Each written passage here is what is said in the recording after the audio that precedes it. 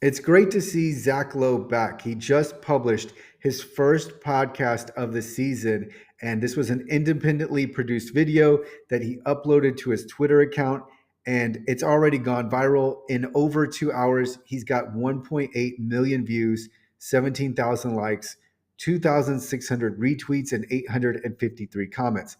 Now, obviously, this video going viral, this podcast going viral, has a lot to do with all of the activity before as we approach the trade deadline. But it is his first podcast. It's good to see him back. I've already listened to the video. I've already listened to the podcast, and a lot of people are too. And they're wondering, people are wondering, where is Zach Lowe podcasting now?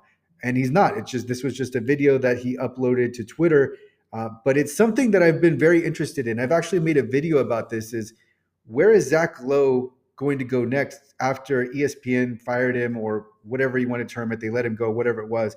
But this guy is clearly relevant. And when we look, by the way, he has been tweeting leading up to the trade deadline, and really, I think, presumably all season, but there just haven't been any podcasts. But here we have Zach Lowe at 1.5 million views, 955,000.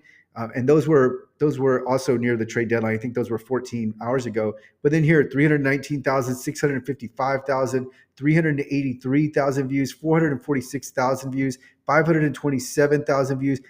Clearly, people are interested in Zach Lowe. And of course, his Twitter account he's almost at 1 million followers at 975,000 followers. So this leads me to believe that Zach Lowe just chose to take the season off, or not, maybe not take it off altogether, but just slow down on the podcasting, or start podcasting when he was ready.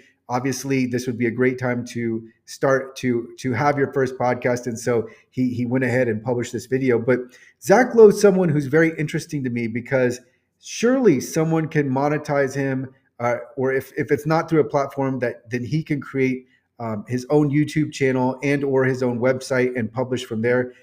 It's just, this is a very interesting aspect to me because he's no longer with ESPN.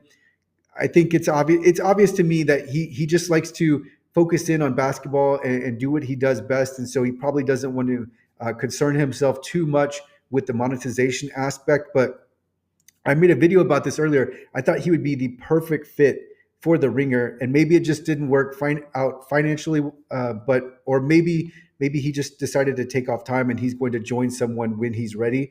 But he's someone that's obviously as relevant as ever, right? People want to know what he thinks.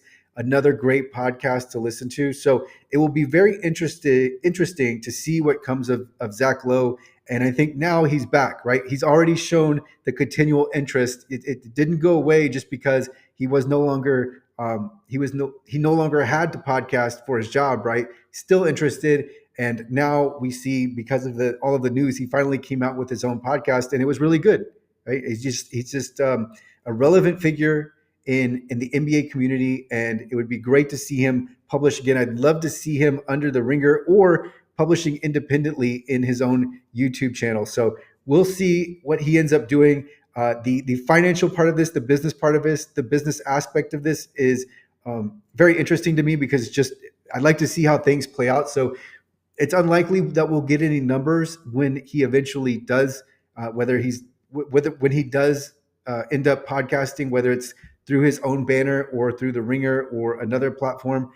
But it's the business side of this is always interesting. And Zach Lowe is someone that everybody, like, I don't know anybody that doesn't like Zach Lowe. So it'll be very interesting to see where he ends up. I'll go ahead and link to Zach Lowe's Twitter account in the description, and you can watch his videos. And his video that he uploaded today was 18 minutes long, and I thought that was a great length. He covered a lot of ground of what's going on in trade activity.